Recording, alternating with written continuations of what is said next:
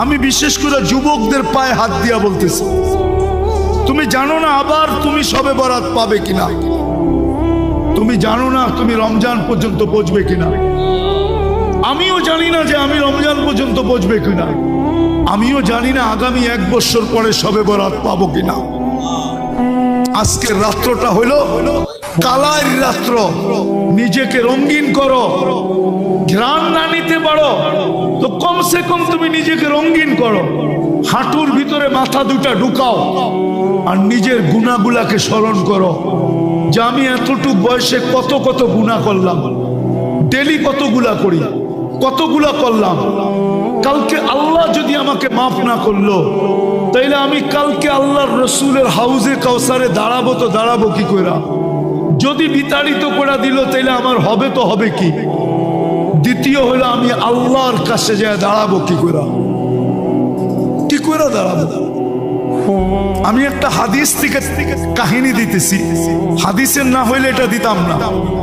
বনি ইসরাইলে এক বদমাশ ছিল যার নাম ছিল কিফিল। কি কিফিল? কিফিল বদমাশ ছিল।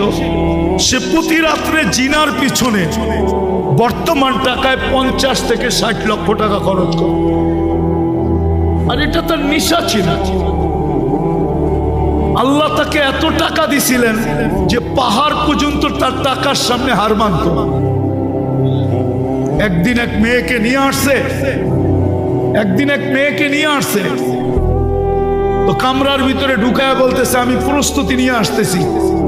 যখন নিয়ে আসছে প্রস্তুতি, তো দেখে মেয়ে অজরে কাঁদতেছে। তো বলতেছে ওই মেয়ে কাঁদিস কেন?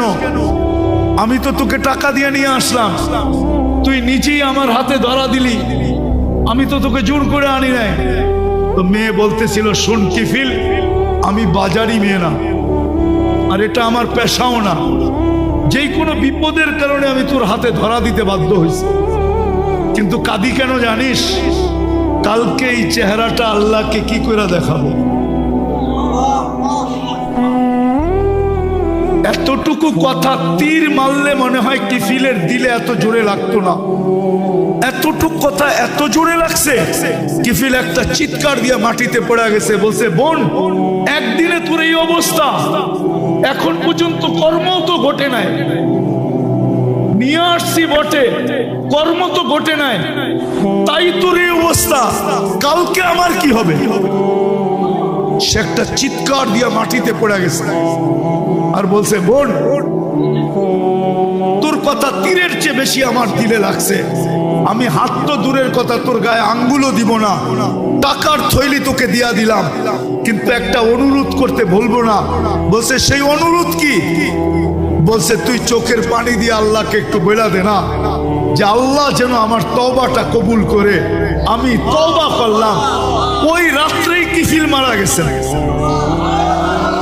সোনালী অক্ষরে দরজায় লেখা উঠছে, বা ওই জমানার নবীর কাছে পয়গাম আসছে, কদ গফারাল্লাহু লিকিফলিন, আল্লাহ কিফিলকে মাফ করে দিয়েছে। আজকের রাত্রটা হলো ওই রঙিন করার রাত্র, নিজেকে রঙিন করার। কসম খোদা, হাঁটুর ভিতরে মাথা ঢুকাও আর ভাবতে থাকো কতটুকু গুনাহ হলো। হইতে পারে 3টার যে কোনো একটা ঘটতে পারে তোমার সাথে।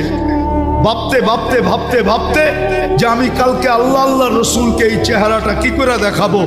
হইতে পারে তোমার অগোচরে এখানে একটু পানিও জমতে পারে, হতে পারে তোমার অগোচরে 1 ফোঁটা পানি গাল পর্যন্ত আসতে পারে, হতে পারে তোমার ভিতর থেকে একটা চিৎকার বাহির হতে পারে যে আল্লাহ, আয় আল্লাহ, বরকতের রাত্রি, রহমতের রাত্রি, 13 নাম বিশিষ্ট রাত্রি, আয় আল্লাহ, আয় আল্লাহ, আপনি